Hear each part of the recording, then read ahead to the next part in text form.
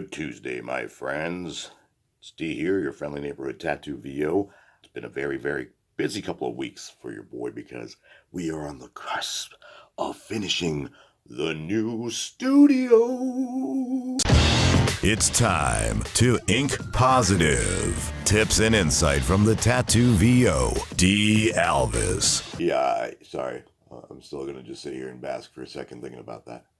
All right. So let's talk about how one comes along, how far I've come, so to speak, in terms of how I used to operate. Initially, when I started doing VO, it's because I had access to pretty solid studios at the radio and TV stations I worked at. Now, when I started doing it full time from home, I was in a tiny room that was basically a storage room in my old house in Baltimore. And it was the third bedroom that my wife and I had just basically used as extra storage. So I thought, there's a bunch of boxes in here. My desk was basically the extra dresser that was sitting in there. Needless to say, there was a lot of reflective sounds. Also, these are row homes, or some of you would call them townhomes. So you're sharing walls with your neighbors. Hard to keep things quiet in there. Not the most ideal situation. So then later on, I built the PVC pipe little booth thing that a lot of folks use, which can be quite effective. And I used that in our basement.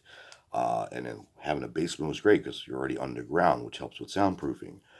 But then the dog and the cats got fleas, and the basement was overrun with fleas. So that kind of made it hard to get any work, and I had to bug bomb and do all that stuff, and not ideal.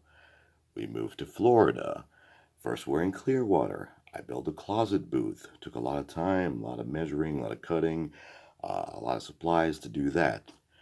Then we basically found out there was no piping underneath that house, which we were renting, and so we had to get out of there.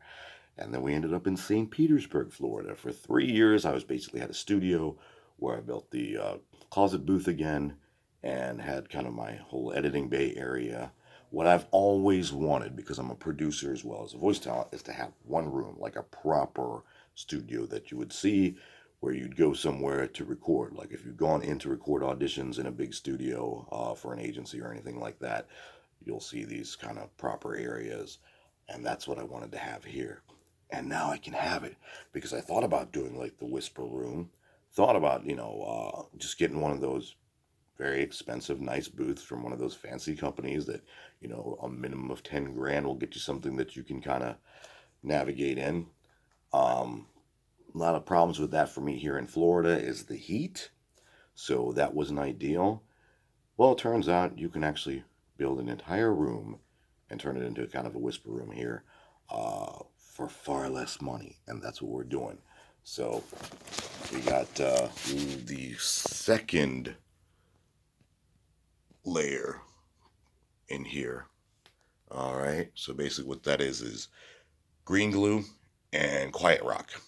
So there was already a wall, put the green glue down, put the Quiet Rock in, then we're going to do another layer, and that's going to be all around this beautiful room. And as you can see, I have plenty of room to navigate, so I can record, edit, and all that from one spot. It's going to be beautiful. And guess what? Costing me about 1/20th of what like a nice size booth would cost. Not bad. Sometimes DIY and a little know-how and having good friends, because my buddy Chaz is going to come by in a bit and we're going to finish this up. So thanks for stopping by. I can't wait to record my first video from the new, improved, top-of-the-line sounding studio. Remember, it doesn't matter if you have all this, because I was able to get here by working with $30 mics and all those other setups I told you about. So keep shining, keep grinding, and I will see you soon.